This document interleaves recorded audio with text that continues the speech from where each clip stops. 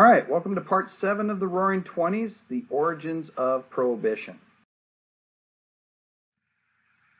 Now, temperance is something that far predates Prohibition in the United States, and laws even had been passed that had prohibited the sale of alcohol in places. Like, for example, in 1838, Massachusetts is going to pass a temperance law that bans the sale of distilled spirits in quantities less than 15 gallons. Now, what that does is that means that only the bars are buying these things, because typically an individual doesn't buy a 15-gallon cask of whiskey, or at least one would hope. 1846, Maine will actually pass a full statewide prohibition law, but it'll only stay on the books until about 1858. The American Civil War is going to put temperance and prohibition completely on the back burner for a while. It's very difficult to make an argument that you're going to eliminate alcohol at the same time men are dying fighting a civil war. But afterwards, it began to become a prominent issue again. The populists had a temperance movement in it, within it, and the progressives will have a very strong one that will eventually get a constitutional amendment passed. Now, one of the questions that comes up in the temperance argument was, is alcohol bad in the first place, right? Alcohol has existed forever. It was invented in antiquity. There are recipes that you can find for Egyptian and Sumerian beer, right? It was used to sterilize water, right? You needed your water clean. Obviously, even if you're out hiking today, you run across one of those crystal clear mountain streams, don't drink out of it. There's stuff living in it. That's the great thing about water. It gives life, so things live in it. Okay, so you would brew to sterilize your water. Now, the beer brewers in America would say, well, we're not part of the problem anyways because we're liquid food. Beer is based on wheat. Wheat is a grain, right? We're just liquid food.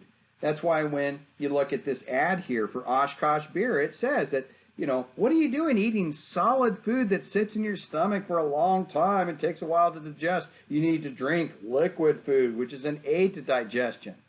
It's a little bit confusing, but still. Matter of fact, the beer brewers will say the issue was not us. It's the distilled spirits, right? It's the liquor distilleries making rum, making whiskey. Those are the evil, not us.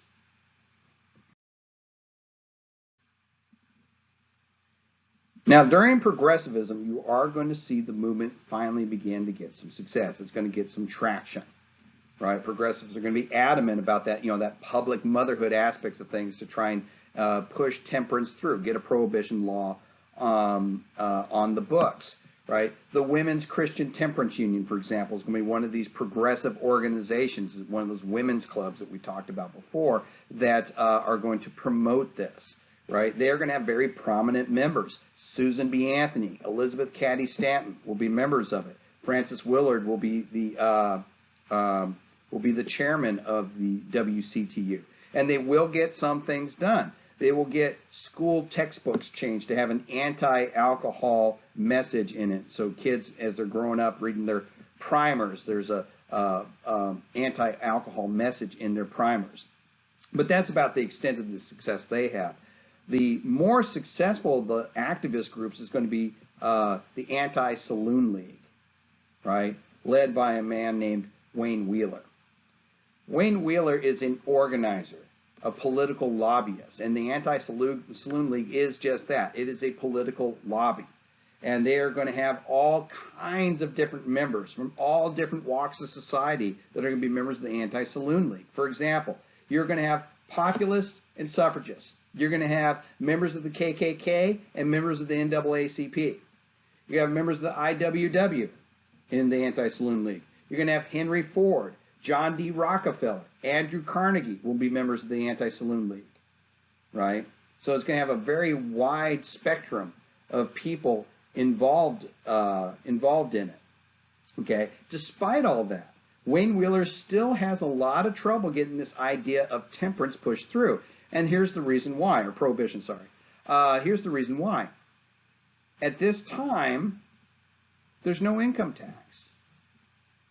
Government gets most of its taxation money from sin taxes, taxes on sin, okay? Alcohol, tobacco. Alcohol accounted for 60% of the government's revenue, and tobacco another 20%. How do you sell that to congressmen? We need to pass a prohibition law. Oh, no, by the way, that means that the federal government's budget is going to drop 60%. It's kind of a hard thing to do.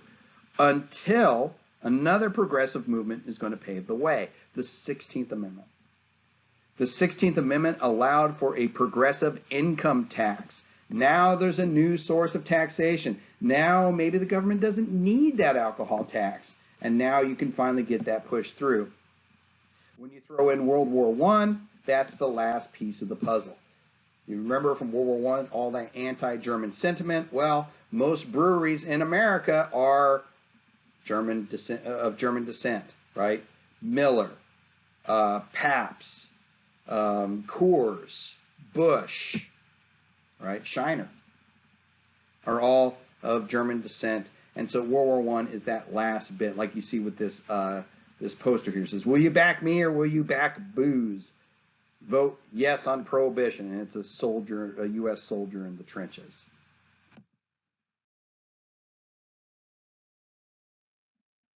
So the 18th Amendment is introduced. And its content is pretty simple, right?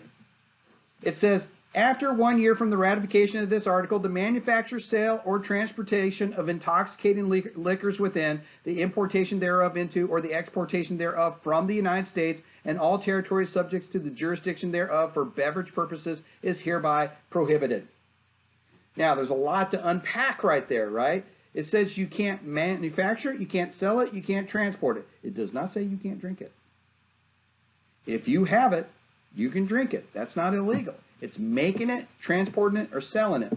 There was one private club in New York State that actually stockpiled 14 years worth of wine in that 1 year grace period before it went into effect, right? Which is ironic because Prohibition lasted 13 years. It's like, how did they know, right?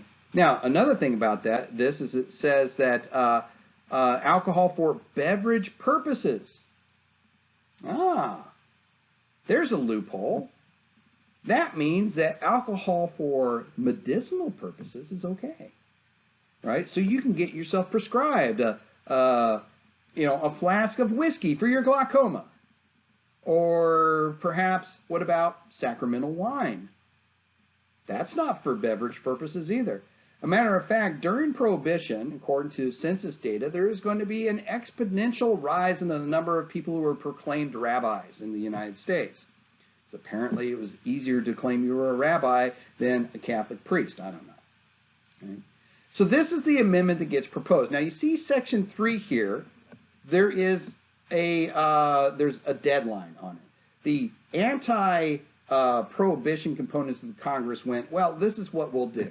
We'll introduce it, but we'll give it a 7-year expiration date. If it doesn't get ratified in 7 years, then it goes away. This way, we can go to our constituency and say, hey guys, we tried. It just wasn't in the cards.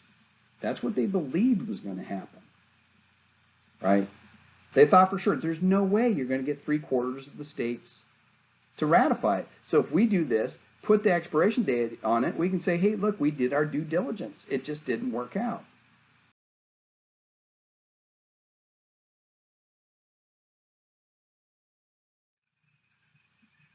Well, unfortunately for those anti-prohibition people in the Congress, it's going to take less than a year for it to get ratified. All right.